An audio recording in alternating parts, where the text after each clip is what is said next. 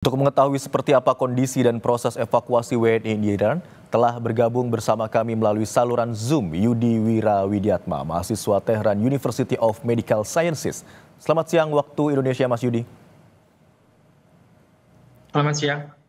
Mas Yudi menjadi salah satu dari sekian banyak WNI yang menjadi target evakuasi dari Iran begitu ya. Mas Yudi sekarang posisinya sedang di mana, Mas? Iya betul. Posisi saya sekarang masih di Baku. Jadi ada hotel sebagai tempat akomodasi untuk para WNI yang ikut evakuasi. Oke, Mas Yudi sekarang posisinya sudah di Baku, berarti di perbatasan begitu, Mas ya. Nah, proses Iya, evakuasi dari awal rangkaian yang dilakukan seperti apa, Mas? Mulai Mas Yudi berada di Iran, kemudian saat ini sudah berada di Baku. Jadi proses evakuasinya itu awalnya kita berjalan dari Tehran ke Azerbaijan melalui jalur darat. Ya, setelah jalur darat kita semua ditampung di akomodasi yang telah disediakan oleh pemerintah. Baru setelah dari akomodasi itu kita menunggu penerbangan untuk diterbangkan ke Indonesia. Seperti itu. Oke, Mas, hari ini dijadwalkan ada gelombang pertama yang tiba di Indonesia, ada 29 WNI. Mas Yudi Ya, sendiri betul. menjadi WNI yang akan diberangkatkan ke Indonesia di gelombang keberapa, Mas? Saya kebetulan berada di gelombang kedua yaitu penerbangan hari ini. Masih menunggu berapa jam lagi, Mas, untuk diterbangkan ke Indonesia, Mas? Kurang lebih 10 jam lagi, Pak. Kondisi teman-teman WNI di sana seperti apa saat ini, Mas? Kondisinya alhamdulillah semua baik-baik saja. Tidak ada apa-apa. Ya mungkin agak harus sabar lagi karena ya itu kita harus nunggu penerbangan, dan karena sekarang itu lagi musim high peak season, jadi kemungkinan seat kosongnya juga terbatas. Mas Yudi, kami ingin tahu bagaimana situasi di sana saat pertama kali Iran begitu ya diserang oleh Israel. Bagaimana cerita Mas Yudi saat berada di sana? Apakah Mas Yudi sendiri menjadi satu WNI yang berada di lokasi saat serangan berlangsung?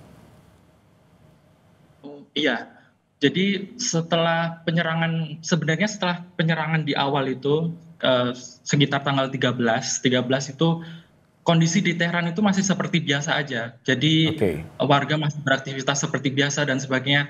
Dan setelah memanas 2 sampai 3 hari ke depan, tepatnya mungkin tanggal 15, mulai tanggal 15 itu Teheran itu seperti udah kota mati, jadi kosong semuanya, nggak ada orang. Dan kebetulan saya sendiri juga jadi salah satu korban dari serangan Israel. Karena kebetulan waktu itu eh, ini masih menjadi spekulasi, jadi apa belum sure penyebabnya apa, entah itu bom mobil atau memang serangan dari Israel. Tapi waktu itu ada ledakan di depan asrama saya, jadi saya sendiri waktu itu juga kebetulan ada di asrama, jadi saya istilahnya ada sedikit luka dan sebagainya, Kak, dan terlebih trauma karena hal itu. Baik, Mas Yudi. Tanggal 13 Juni Mas Yudi bilang menjadi serangan pertama, namun kondisinya masih seperti biasa saja. Namun Iya, Mas Yudi mengalami seperti luka biasa begitu ya. aja. Sepengetahuan Mas Yudi, jarak dari lokasi Mas Yudi saat itu ke target utama serangan yang kondisinya hancur begitu berapa jauh dan seperti apa kondisinya? Hmm, Sebenarnya sangat dekat sekali, Pak. Jadi Oke. asrama saya itu terdampak gitu. Jadi di depan asrama saya sebenarnya. Di depan agak sebelah kanan gitu, Mhm. Mhm. tetangga apartemen dari asrama saya. Jadi asrama Mas Yudi menjadi salah satu bangunan yang terdampak begitu ya? Iya, betul, betul. Jadi dari level ground sampai lantai 1 dan 2 itu roboh di bagian depannya yang menghadap ke jalan raya. Lalu apa reaksi dari warga negara Indonesia dan juga teman-teman Mas Yudi yang berada di sana terkait dengan serangan tersebut, kemudian respon dari pihak berwenang mungkin atau ada dari pihak dari Indonesia yang menghubungi mahasiswa-mahasiswa yang sedang mengenyam pendidikan di sana terkait dengan serangan yang terjadi? Mungkin yang pertama panik, ada juga rasa takut juga, terus untuk apa namanya respon dari pemerintah, pertama untuk dari kampus saya sendiri, ya mungkin terbanyak itu himbauan himbauan untuk apa namanya, untuk pergi ke shelter jika ada suatu ledakan atau apa, semuanya tuh disuruh untuk mengungsi ke bawah dulu ke shelter. Dan untuk dari pihak KBRI mungkin waktu itu karena masih dalam siaga satu, jadi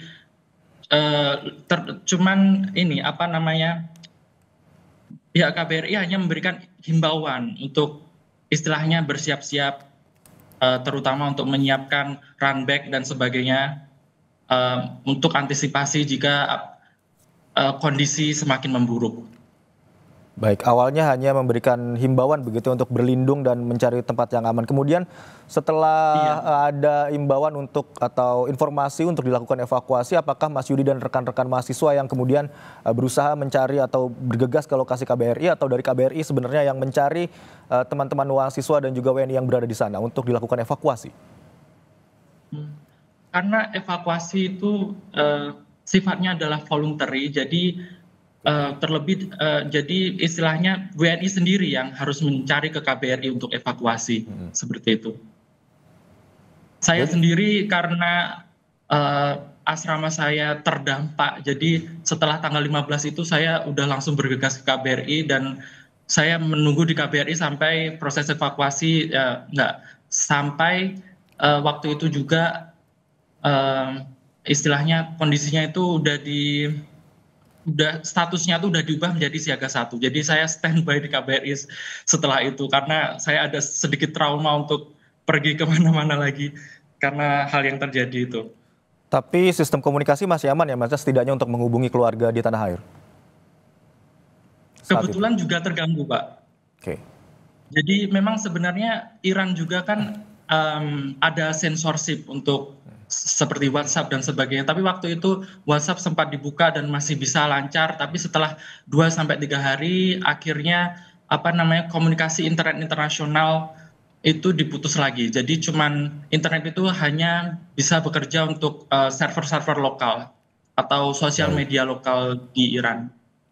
Baik, lalu setelah tanggal 15 Mas Yudi dan juga rekan-rekan WNI di sana ke KBRI begitu ya. Berapa lama setelah itu akhirnya hingga mendapatkan kepastian bahwa Mas Yudi dan juga beberapa orang lainnya akan dievakuasi? Sebenarnya ini Pak, evakuasi itu dilaksanakan setelah statusnya itu diubah jadi siaga satu. Jadi seingat saya itu tanggal 19 status diubah jadi siaga satu. Jadi setelah itu tuh KBRI sudah mengumumkan siapa aja yang mau ikut evakuasi untuk mengirimkan berkas tertentu yang harus diisi dan sebagainya. Dan di berkas itu para WNI disuruh memilih untuk ikut evakuasi atau tidak ikut evakuasi atau tetap stay di Iran. Eh, Mas Yudi bilang dari Iran menuju ke Baku gitu melalui perjalanan darat ya. Apakah ada kendala dalam perjalanan dari Iran menuju ke Baku? So far sebenarnya dari Tehran ke perbatasan Azerbaijan tidak ada suatu hal yang terjadi.